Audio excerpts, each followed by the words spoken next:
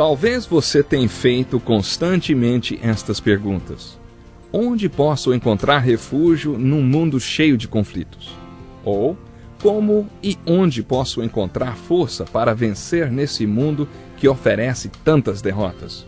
Acompanhe agora com o pastor Edson Bruno mais um programa Encontro com a Palavra.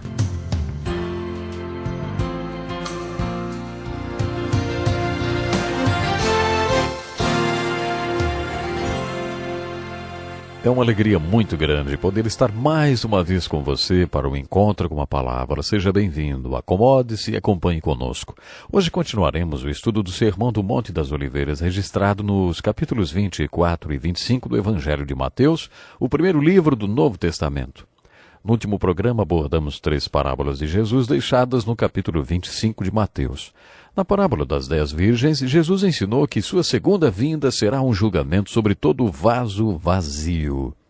A parábola dos talentos, registrada nos versículos de 14 a 30 do capítulo 25 de Mateus, é um alerta para aqueles que conhecem sua responsabilidade no reino, mas que por um motivo ou por outro esquivam-se de cumprir sua parte no reino de Deus. Jesus ensinou que sua volta será um julgamento sobre toda a mão que estiver vazia, sobre todo aquele que não tiver nada em suas mãos quando Jesus voltar. Jesus usou essas metáforas no Sermão do Monte das Oliveiras. Ele não falou sobre nossa salvação, mas sobre nossas obras, sobre nossas oportunidades de servi-lo, sobre ter um ministério e fazer sua vontade. Esse é o pensamento transmitido quando Jesus diz que sua vinda será um julgamento sobre todo que estiver com as mãos vazias. Na terceira parábola, lemos que a segunda vinda de Jesus Cristo será um julgamento sobre todo coração vazio. Jesus profetizou sobre o julgamento, onde a questão será: o que você fez pelos que estavam com fome, com sede, sozinhos, sem roupas ou presos? Você deu comida ao faminto? Deu água ao sedento? Mostrou hospitalidade para com o solitário? Vestiu quem estava nu? Visitou o doente ou aquele que estava na prisão? O julgamento não será um exame final de teologia. Essa parábola nos ensina que seremos julgados pela nossa resposta às necessidades do dia a dia das pessoas que passaram pelas nossas vidas. Essa parábola nos ensina que a volta de Jesus será um julgamento sobre todo o coração vazio. A questão nesse julgamento será o que você fez pelos pobres, pelos presos, pelos solitários, pelos famintos e pelos que sentiam frio. Você fez alguma coisa para suprir alguma dessas necessidades? Seguindo o Sermão do Monte das Oliveiras, lemos sobre a maior crise da vida de Jesus Cristo. Estudaremos mais detalhadamente essa crise quando chegarmos no Evangelho de João. A morte e ressurreição de Jesus Cristo são os eventos que relembramos na Semana Santa. Enquanto você lê esta parte do Evangelho de Mateus, procure observar esta sequência de fatos. A primeira coisa que você encontra é a oração modelo de Jesus. Jesus vai para o jardim e sua gotas de sangue. Ele ora: meu Pai, se for possível, afasta de mim esse cálice. Contudo, não seja como eu quero, mas sim como tu queres. Quando estudamos o capítulo 6 de Mateus, eu disse que a oração do Pai Nosso deveria se chamar oração dos discípulos. Essa oração que Jesus faz no capítulo 26 de Mateus deveria se chamar a oração do Senhor. Não seja como eu quero, mas sim como tu queres. Alguma vez você já fez essa oração? Se o médico desse a notícia de que você estava com uma doença maligna, você conseguiria orar: Pai, se for possível, afasta de mim esse cálice. Contudo, não seja como eu quero, mas sim como tu queres. Você só entende o significado dessa oração quando sua vida ou a vida de alguém muito querido está por um fio. Conheço pessoas que dizem que você jamais deve dizer: se for a tua vontade. Discordo totalmente, porque Jesus nos deu esse modelo quando orou: Pai, se for possível, afasta de mim este cálice. Contudo, não seja como eu quero, mas sim como tu queres. Nossa oração não será igual à de Jesus até que consigamos orar pedindo a vontade do Pai na nossa vida, e não a nossa própria vontade. Além desse modelo de oração, também lemos nesse trecho de Mateus sobre a Santa Ceia, ou a instituição do sacramento básico do cristianismo, também chamado de Eucaristia, mesa do Senhor, ceia do Senhor ou Santa Comunhão. A Santa Ceia traz consigo alguns ensinos muito importantes para nós. Fui pastor entre famílias de marinheiros durante 20 anos e percebi que quando um homem saía para o mar em uma missão, a foto dele tornava-se muito importante para sua família, com direito a um lugar de honra na casa. Quando ele retorna, a foto volta para o seu antigo lugar, porque a família não precisava da foto quando o marido ou o pai estava em casa. Esse é o sentido da Santa Ceia. Quando Jesus ascendeu ao céu, disse aos seus discípulos que antes de ir deixaria uma foto para que todos se lembrassem dele até que ele voltasse. É isso que a Santa Ceia representa, uma figura de Jesus. Ele quer que olhemos para essa foto e, em memória dele, o adoremos até que ele retorne. Quando Jesus estava comendo a ceia da Páscoa com seus apóstolos, ele sabia que alguns daqueles homens fariam um memorial dele escrevendo os evangelhos. Por isso eu creio que ele disse que queria ser lembrado pelo símbolo da cruz até que voltasse. Já ouvi pessoas dizerem que não gostam do crucifixo porque gostam de lembrar de Jesus ressuscitado. Eu não concordo. Jesus disse que nos lembrássemos dele na cruz, porque essa é a base da nossa salvação. A ressurreição de Cristo é a prova dessa salvação. Observe o clima de traição quando Jesus e seus apóstolos sentam-se à mesa. Não foi só Judas quem o traiu. Quando ele foi preso, Pedro o negou e todos os outros fugiram. É interessante notar que quando Jesus disse àqueles homens que um deles iria traí-lo, eles, que já estavam com medo por causa da repressão de Roma, ficaram mais inseguros ainda e começaram a perguntar: será que sou eu? Sou eu quem vai traí-lo? Todos perguntaram, exceto Pedro, que fez um discurso. Tome cuidado com os homens que fazem discurso numa hora dessas. Como era de se esperar, Pedro foi quem o negou 3 vezes. Mas todos os outros também acabaram negando, pois o abandonaram e fugiram. Quando Jesus foi para a cruz, o número de membros no rol da igreja era 0. Mas depois de sua ressurreição, o rol de membros começou a crescer. Observe que os autores dos evangelhos relatam a crucificação de Jesus, mas entram em muitos detalhes. Mateus escreveu: então o levaram para crucificá-lo, mas não contou detalhes. O mesmo aconteceu com Marcos, Lucas e João. A importância da crucificação de Jesus não está nos detalhes, mas no seu significado. O Velho Testamento, que inclusive profetizou sua morte, explica a importância da morte de Jesus no livro de Isaías, capítulo 53 e no Salmo 22.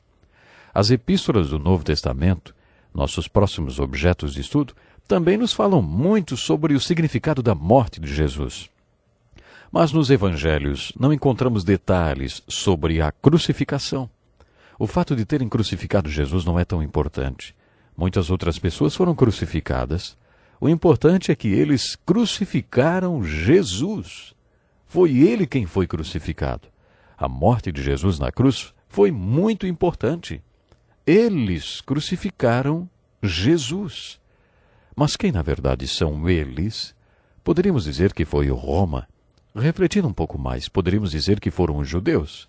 Mas se lermos o relato atenciosamente, veremos que não foi Roma nem os judeus. Foi Deus, o Pai. No Velho Testamento, em Isaías 53:10, nós lemos: contudo, foi da vontade do Senhor esmagá-lo e fazê-lo sofrer. E embora o Senhor tenha feito da vida dele uma oferta pela culpa, foi Deus quem fez de sua culpa uma oferta pelos nossos pecados.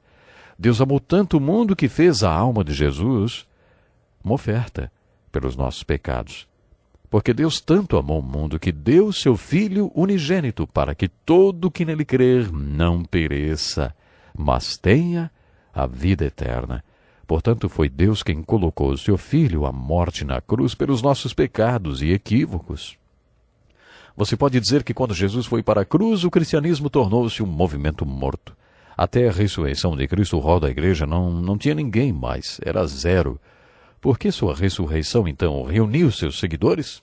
Nos evangelhos, e principalmente no de João, sempre há vários relatos de Jesus dizendo aos discípulos ou a outras pessoas que a credencial que provaria que ele é mais do que um simples homem, quando ele fosse morto na cruz, seria sua ressurreição.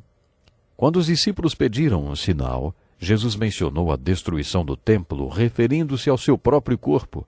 Ele já tinha mencionado que o levantaria em 3 dias, referindo-se à sua ressurreição.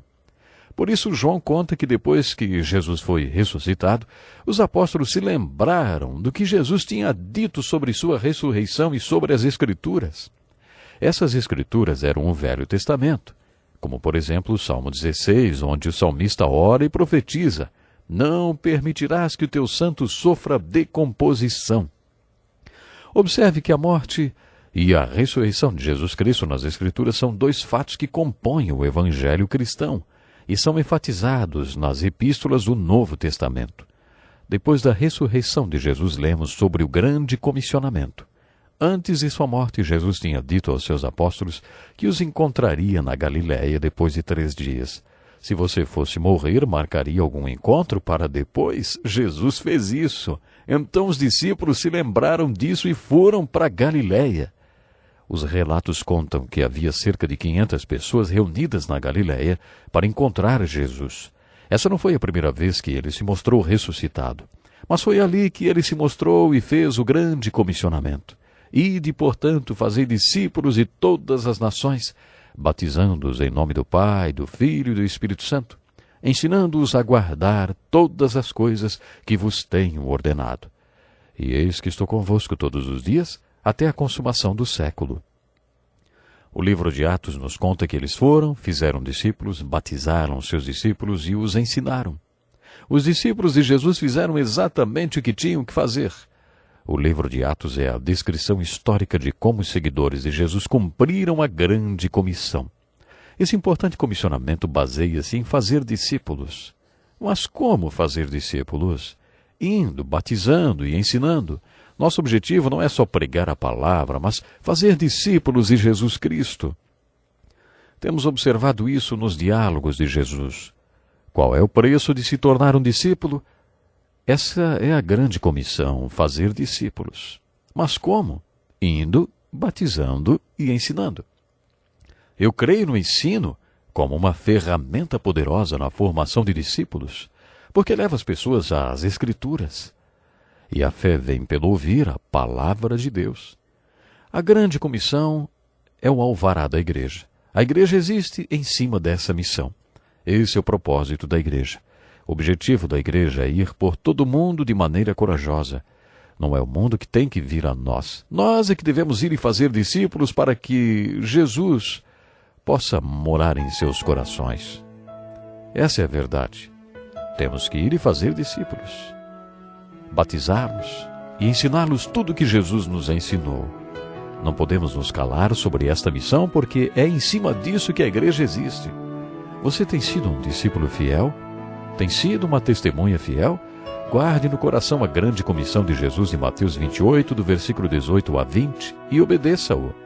Ide, fazei discípulos, batizando-os em nome do Pai, do Filho e do Espírito Santo. Até o próximo programa.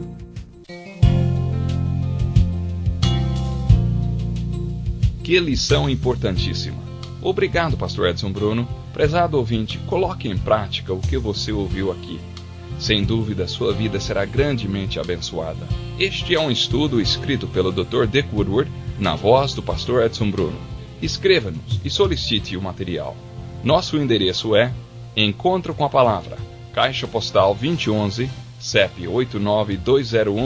89201-970, Joinville, Santa Catarina. Até o nosso próximo Encontro com a Palavra.